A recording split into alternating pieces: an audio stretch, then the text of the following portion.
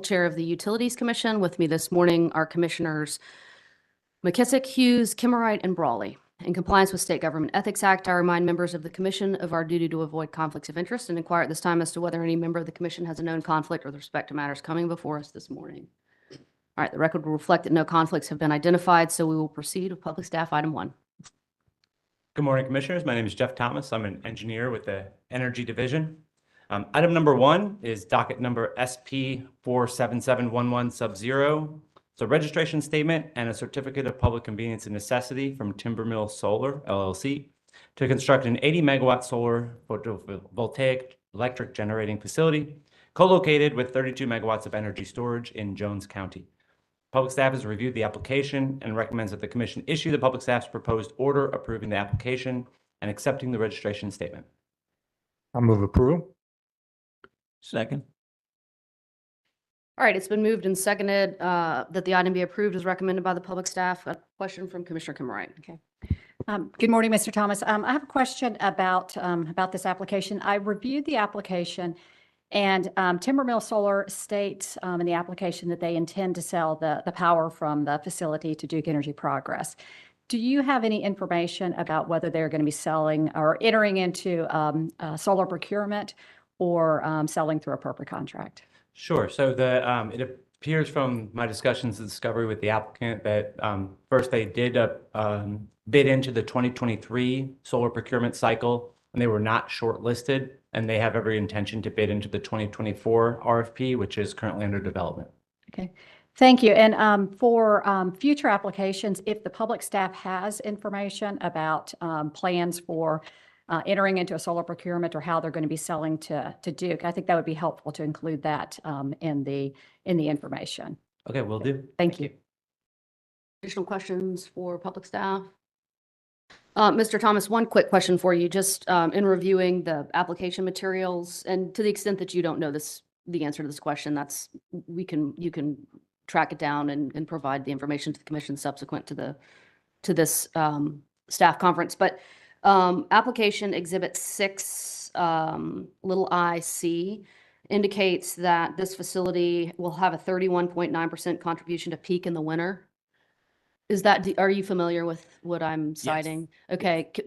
Can you walk me through can you walk me through that number? Sure. Or explain it to me? Yeah, just give me one moment here. Is it because there's a battery facility?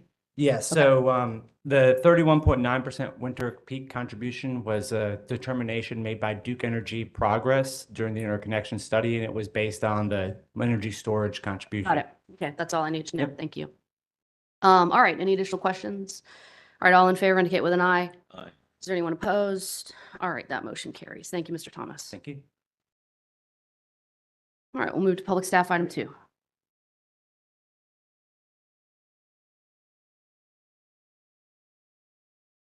Good morning.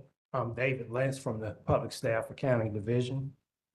Item number 2 is docket number G9 sub 784, Piedmont's 2023 annual report on the Green Edge program writer.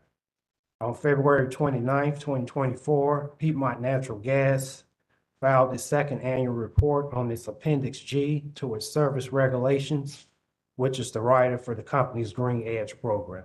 The Green Edge program is a voluntary program designed to enable certain Piedmont customers to offset the carbon emissions associated with the natural gas usage through direct funding of Piedmont's purchase of environmental attributes. On April 29th, 2024, the public staff filed comments on Piedmont's report. The public staff noted that Piedmont met the reporting requirements contained in Appendix G and the addendum. Public staff further noted its concern that actual participation levels were not producing adequate revenue growth to offset program expenses, but did not recommend cancellation of the program because of its relative newness and because of the safeguards in the addendum to the rider and assurances from the company that no cost for the program will be borne by non-participating customers. The public staff recommended that Piedmont provide additional information on its marketing efforts and a comparison of projected actual participation and costs in its third annual report. Public staff recommends that the commission issue the proposed order as revised by the commission approving continuation of the Green Edge program with the public staff's conditions. Representatives from the company are available to answer any questions about the program. I move approval.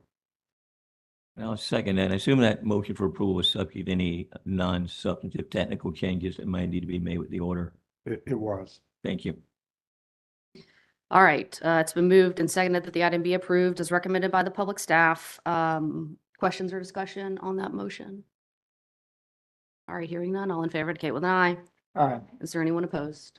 All right, that motion carries. Thank you, Mr. Lance. All right, next up, public staff, item 3.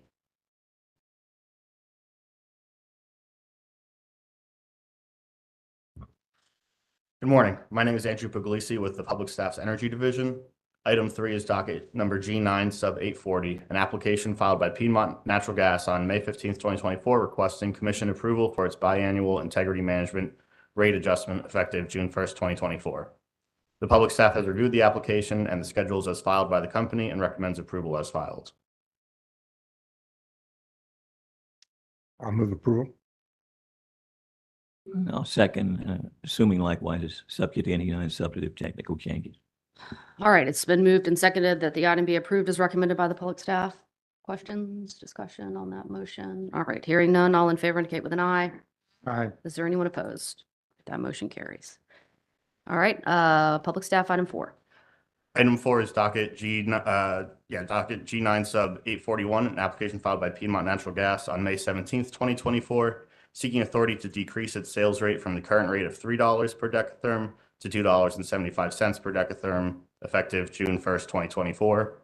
The current decrease is a result of a change in its benchmark city gate delivered cost of gas from the current rate of $3 per decatherm to $2.75 per decatherm. The company is also seeking authority to increase its demand charge component of its rate effective June 1st, 2024, and as shown in the company filed Schedule A. The public staff has reviewed the application and schedules as filed by the company in this docket and recommends approval of the proposed order as modified by the commission staff. I move approval. Second, the same provision. All right, it's been moved and seconded that the item be approved. I do have questions on this agenda item, and I note that there are representatives of the company here who can come on forward to answer those questions if you would. Good morning, Chair Mitchell, members of the commission. We do have a representative here from the company, Mr. John Robson, development assignment leader for rates and regulatory affairs for Piedmont, to answer your question. All right, thank you, Mr. Franklin. Good morning, Mr. Robson. In reviewing the item, the proposed order that we received indicates that one of the reasons for the request, at least as to the demand charge component, pertains to a forecasted decrease in the secondary marketing proceeds. Can you talk a little bit about that? It might be helpful, just for purposes of the commission's edification, to talk about what the secondary marketing proceeds are first, and then help us understand why you're forecasting a decrease. So probably the best way to explain it is in the 2021 rate case, when we filed, we were projecting $27 million in our annual secondary marketing proceeds back to customers. In the 2024 case that we just filed, we're projecting $60 million. So we still have a projection built into the rate case. But in between that, in the summer of 22, because of what was going on in the market, that our gas supply group was informing us that the projections were going to go up to 108 million, maybe even higher. So because of that, we would be over collecting. We needed to do the give back to customers. That was in the summer of 22.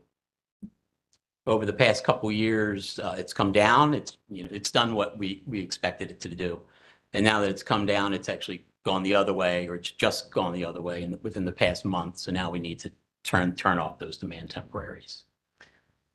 Okay, that all makes sense. Can you, anything more you can say about the changes in the forecasting? I mean, what's happening with respect to the capacity that you all own that's leading you all to forecast fewer or less revenue on the secondary market? So it probably has more to do with what was going on in 2022. At that Okay. time, gas was at, I think it was $8 per decatherm. And now that it's, so that was, we buy that space on the line. We probably bought it for an amount much less. We didn't have the total need for it. So then we're able to sell it. And then that difference, we're able to give back to our customers. In the summer of 22, it was probably like something we haven't seen in quite a long time. So because of that, it was a good problem in that we could give it back. Okay. So now we're probably back to more of something that's more normal. Okay. So it's not so much, you're not able to release as much capacity. It's just the pricing associated with the capacity that's changing. It's the pricing Okay. and in 24, we're still, in our filing, we're still saying there's a 60 million. Understood. annual give back. Understood. I just wanted to make sure there wasn't something going on with respect to the capacity that you all have contracted for, or that you're anticipating having problems with capacity. Not at all. Okay, thank you. All right, any additional questions on this item? Okay, we've got a motion that's been seconded to approve the item as recommended by the public staff. All in favor indicate with an eye. Aye. Is there anyone opposed? All right, that motion carries.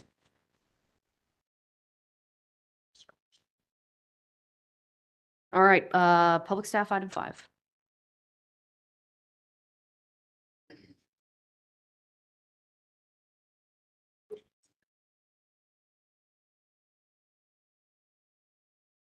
Good morning. My name is Sashi Bhatta, engineer with the Public Staff Water, Sewer, and Telephone Division.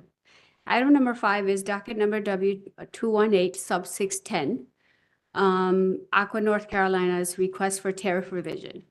On May 7th, 2024, Aqua North Carolina filed a verified petition with the commission pursuant to North Carolina General Statutes 62-133.11, requesting authority to amend its tariff for the purpose of passing along its metered water customers in 18 subdivisions in Cumberland County, North Carolina, the increase in cost of purchasing water service from the Fayetteville Public Works Commission.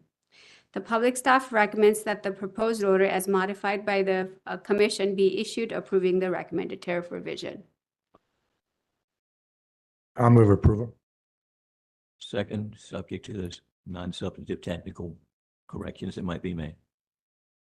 Okay, it's been moved and seconded that the item be approved as recommended by the public staff. Ms. Bada, before I call for the vote, question for you. Are you aware of whether Fayetteville Public Works Commission, first question, does Fayetteville Public Works Commission treat its own water? Yes, it does. Okay, has it installed treatment for PFAS at this point? I am not aware of that yet. I know there's been some discussions about that. I'm aware of that, but I don't know if they have actually installed the treatment. Okay, is that something that you could track down for us and Sure. just send that information back to Oh, commission staff? That would sure be will. helpful. Yes. Okay. And if they just anything you can find out about if they haven't installed sort of projected timelines for installation. Okay. And last question for you, Ms. Bada, are these, I assume that these are the only aqua systems that are served by Fayetteville Public Works? Correct. Okay, thank you. All right, additional questions or discussion? All right, again, just motion to approve that's been seconded. All in favor indicate with an eye. Is there anyone opposed? All right, that motion carries. Thank you, Ms. Bada. Thank you. Commission has before us our minutes of the May 20th, 2024 staff conference for approval. I'll take a motion. Move approval and adoption as presented. All right, it's been moved and seconded that the minutes be approved. All in favor indicate with an eye. Is there anyone opposed? All right, our minutes are approved. All right, before we adjourn, any additional business for the commission this morning? All right, hearing none, we'll be adjourned. Thank you very much, everybody.